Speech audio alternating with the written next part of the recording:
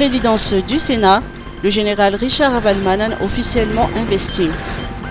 La seconde journée de la session extraordinaire des sénateurs de Madagascar a été consacrée aujourd'hui à l'investiture officielle du général Richard Avalmanan à la présidence du Sénat. L'écharpe lui a été remise au cours d'une cérémonie solennelle.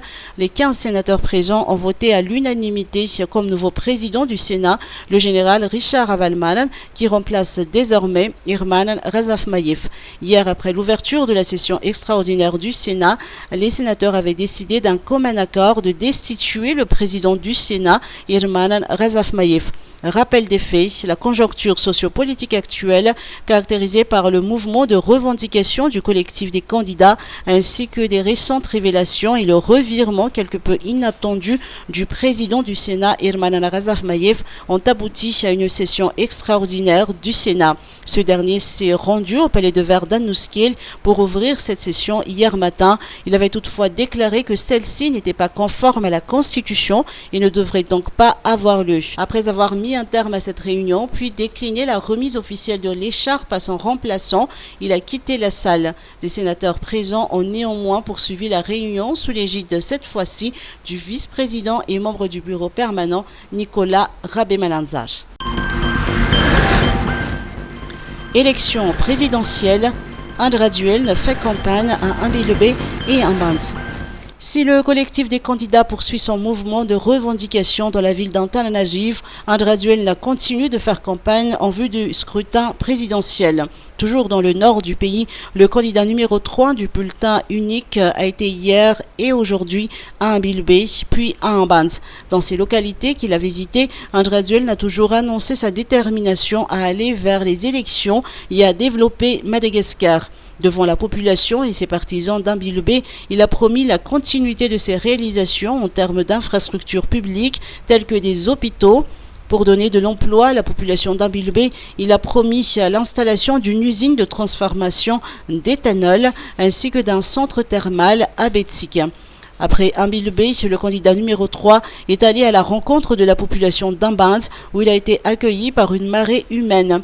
Andraduel n'a, comme à son habitude, fondé sa campagne électorale sur les réalisations concrètes dans les infrastructures publiques, l'accès à l'emploi, à l'éducation et à la santé.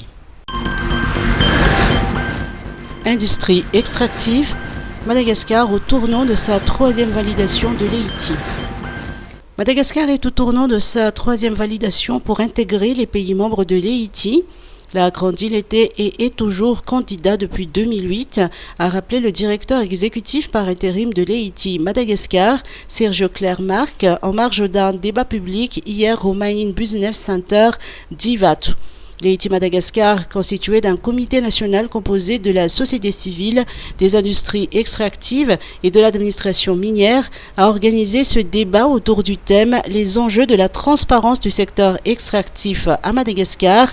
Cette discussion collaborative vise à renforcer la transparence dans la gouvernance du secteur extractif et contribuer davantage à une gestion responsable des ressources non renouvelables. Le comité national EIT Madagascar se dit confiant de décrocher ce statut de pays membre. Le ministre des Mines et des Ressources stratégiques, Irnjan Olivier Koutmalal, a indiqué que l'EIT Madagascar est devenu un organisme rattaché au ministère. La validation ou non de Madagascar dans les rangs des pays membres de l'EIT devra être connue d'ici la fin de cette année, a-t-il fait savoir. Lutte contre la désinformation. Journée de sensibilisation le 17 octobre. À l'heure où la conjoncture politique évolue à grande vitesse, en cette veille de l'élection présidentielle, une journée de sensibilisation pour la lutte contre la désinformation se tiendra mardi 17 octobre prochain à l'Alliance française d'Andavamab.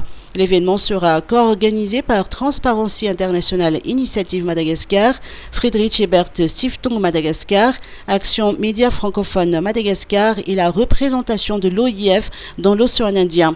La désinformation représente un réel danger pour notre société et pour nous.